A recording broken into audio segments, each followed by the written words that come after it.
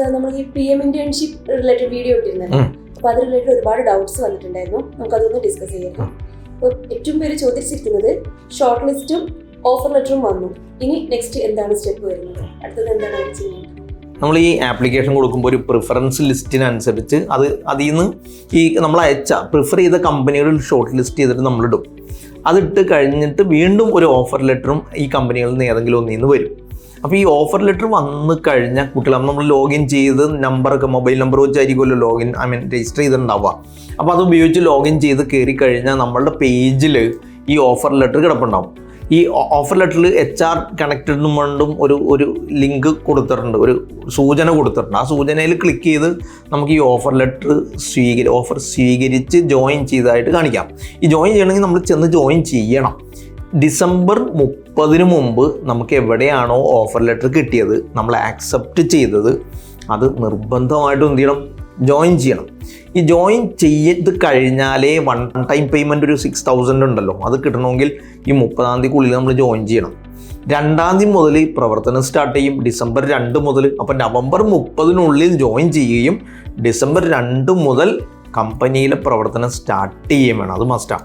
അപ്പോൾ നമ്മൾ ഈ പല ആളുകളും ഈ ഓഫർ ലെറ്റർ ഓഫർ സ്വീകരിക്കുന്നതിന് മുമ്പ് നമുക്ക് ഈ HR കണക്ട് ചെയ്ത് കഴിഞ്ഞാൽ നിബന്ധനകൾ കൊടുത്തിട്ടുണ്ടാവും. സത്യത്തിൽ അത് ശ്രദ്ധിക്കേണ്ടത് ഈ ഓഫർ സ്വീകരിക്കുന്നതിന് മുമ്പ് ആ നിബന്ധന മുഴുവൻ വായിച്ച് നോക്കണം. കാരണം അവിടെ അക്കോമഡേഷൻ സർവീസിനുള്ളൊരു ഫീസ് ഉണ്ടാവും, ഫുഡിനുള്ളൊരു ഫീസൊക്കെ കാണിച്ചിട്ടുണ്ടാവും, ചിലപ്പോൾ ഒന്നും കാണിച്ചിട്ടുണ്ടാവില്ല, അക്കോമഡേഷൻ ഫീസ് ഇല്ലാത്ത എന്താണോ അത് നിബന്ധനകളുണ്ടാവും. ആ നിബന്ധനകളിൽ നമ്മൾ എക്സ്ട്രാ ഫീസ് അങ്ങോട്ട് കൊടുക്കേണ്ടി വന്നാൽ അത് താങ്ങാൻ പറ്റുന്ന ആളുകളാണെങ്കിൽ മാത്രം എന്ത് ചെയ്യാൻ പാടുള്ളൂ, അത് സ്വീകരിക്കാൻ പാടുള്ളൂ. ഇല്ലെങ്കിൽ എന്ത് ചെയ്യേണ്ടി വരും എന്ന് വെച്ചാൽ 5,000 രൂപയാണ് നമുക്ക് സ്റ്റൈപ്പൻഡ് കിട്ടുക.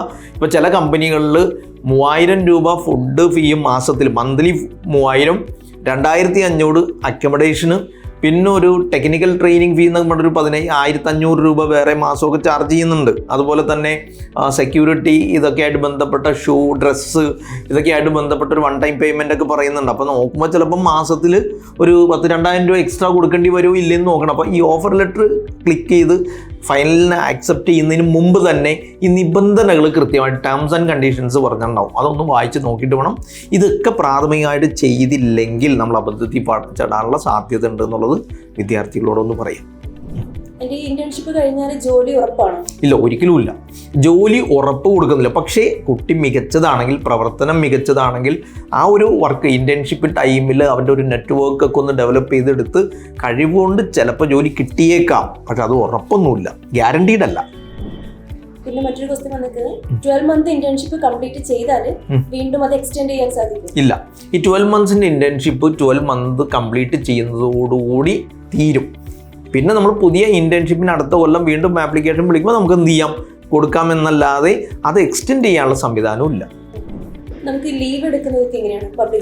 പബ്ലിക് ഹോളിഡേയ്സ് കമ്പനിയുടെ പൊതു പോളിസിയായിട്ട് ബന്ധപ്പെട്ട പബ്ലിക് ഹോളിഡേയ്സ് ഒക്കെ ഉണ്ടാവും. നോർമലി ഒരു സാധാരണ സ്ഥാപനം അല്ലെങ്കിൽ ഒരു കമ്പനി കൊടുക്കുന്ന പബ്ലിക് ഹോളിഡേയ്സ് എന്നാണ്. അതൊക്കെ നമുക്കും തീർച്ചയായിട്ടും കിട്ടും. ആവശ്യമെങ്കിൽ സിക്ക് ലീവ് ഒക്കെ ഉള്ളത് എടുക്കാം. അത് കമ്പനിയുടെ റൂൾ ആൻഡ് റെഗുലേഷൻ അനുസരിച്ചായിരിക്കും.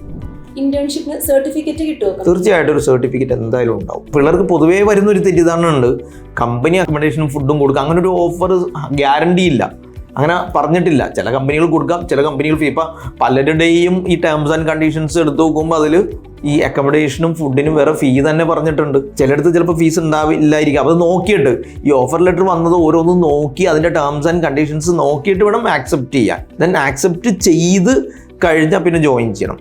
അപ്പോൾ ടേംസ് ആൻഡ് കണ്ടീഷൻസ് ആദ്യം നോക്കിയിട്ടേ ആക്സെപ്റ്റ് ചെയ്യാൻ പാടുള്ളൂ. നമ്മൾ റിജക്റ്റ് ചെയ്ത് കഴിഞ്ഞാൽ, ഇപ്പോൾ നമുക്ക് ഈ ഓഫറുകൾ റിജക്റ്റ് ചെയ്യാം. റിജക്റ്റ് ചെയ്യുമ്പോൾ പുതിയ ഓഫർ ചിലപ്പോൾ എന്ത് ചെയ്യും, റിജക്റ്റ് ചെയ്താലാണ് പുതിയ ഓഫർ വരിക. അത് റിജക്റ്റ് ചെയ്യണം. ചില കുട്ടികൾ പേടിച്ചിട്ട് എന്ത് ചെയ്യും, ഒരെണ്ണം മാത്രം റിജക്റ്റ് ആക്കാതെ ആക്സെപ്റ്റ് ചെയ്ത് കളയും. അത് വേണ്ട, റിജക്റ്റ് ചെയ്യാം. അതിനുള്ളിൽ പുതിയ ഓഫർ എന്ത് ചെയ്യും, വരും. നിലവിൽ 3 ഓഫർ വന്ന് കിടപ്പുണ്ടെന്ന് വിചാരിക്കുക. അതൊക്കെ നമ്മൾ റിജക്റ്റ് ചെയ്താൽ നമുക്ക് ആ ചാൻസ് അങ്ങ് പോകും. ചില കുട്ടികൾക്ക് ഒരേ ഓഫറേ വന്നിട്ടുള്ളൂ. ആ ഓഫർ റിജക്റ്റ് ചെയ്ത് കഴിഞ്ഞാൽ പിന്നെ അടുത്ത ഓഫർ പിന്നെ ഉണ്ടെങ്കിൽ സ്വാഭാവികമായിട്ട് ഇതുമായിട്ട് മാച്ച് ചെയ്യുന്നതാണെങ്കിൽ വരാൻ സാധ്യത. ഇപ്പോൾ സിവിൽ എടുത്ത കുട്ടി ഇലക്ട്രിക്കലിന് വേണ്ടി എന്ത് ചെയ്യും, ഇലക്ട്രിക്കലിൻ്റെ ഓഫർ വന്നപ്പോൾ ഇലക്ട്രിക്കൽ പേടിച്ചിട്ട് ആക്സെപ്റ്റ് ചെയ്യും. അത് വേണ്ട, ഒരു ഓഫറേ വന്നിട്ടുള്ളെങ്കിൽ അത് ക്യാൻസൽ ചെയ്ത് കളയാം, റിജക്റ്റ് ചെയ്ത് കളയാം. പിന്നെ നമ്മൾ ഓഫറിന് വേണ്ടി വെയിറ്റ് ചെയ്യുക എന്നുള്ളതാണ്.